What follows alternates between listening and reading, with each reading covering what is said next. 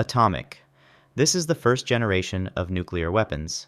A fission weapon works by splitting the nuclei of heavy, unstable atoms, typically uranium-235 or plutonium-239.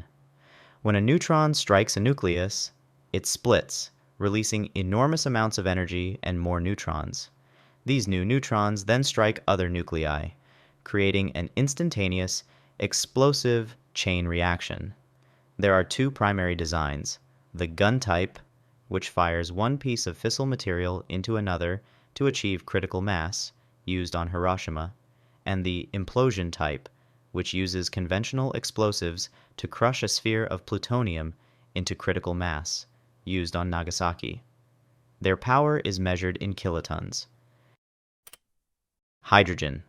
This is the second, far more powerful generation of nuclear weapons. A fusion weapon works by forcing the nuclei of light elements, typically hydrogen isotopes like deuterium and tritium, to fuse together under immense heat and pressure, releasing vastly more energy than fission. The incredible temperatures required are achieved by using a fission bomb as a trigger.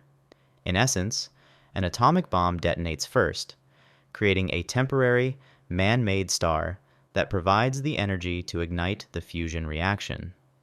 The most common design is the Teller-Ulam configuration, a multi-stage device. Their power is measured in megatons, often being 1,000 times more powerful than the first atomic bombs. Strategic. This is not a type of bomb based on physics, but on its intended purpose. Strategic weapons are high-yield thermonuclear devices designed to destroy an entire city, a major industrial center, or a hardened military command post. Their primary role is deterrence, underpinning the doctrine of mutually assured destruction. They are built to be delivered over vast distances by the nuclear triad: land-based intercontinental ballistic missiles, submarine-launched ballistic missiles, and long-range strategic bombers. Their purpose is not to win a battle, but to threaten a response so devastating that an enemy will never risk starting a war. Tactical. This is another category based on purpose. Tactical weapons are smaller, lower-yield nuclear devices designed for use on a battlefield. The theory behind them is to destroy a specific military target, such as a large tank formation, an enemy airfield, or a naval fleet, without automatically escalating to a full-scale strategic nuclear exchange.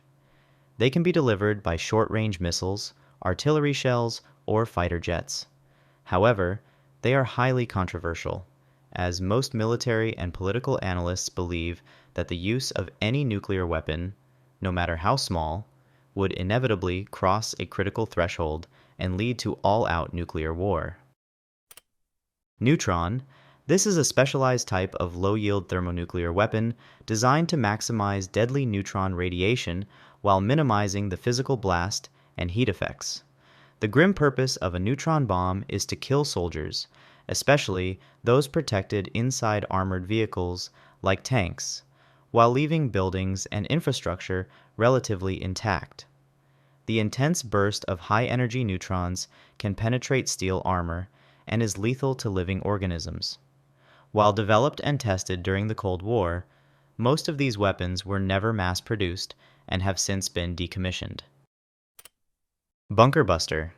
This is a nuclear weapon specifically designed to destroy deeply buried and hardened targets, such as underground command bunkers or ICBM silos. It consists of a nuclear warhead housed in an extremely strong, hardened casing with a pointed nose. The weapon is not designed to drill, but to use its immense kinetic energy to penetrate tens or hundreds of feet into the earth or rock before detonating. The underground explosion creates a massive ground shockwave, far more effective at destroying a buried structure than an airburst would be.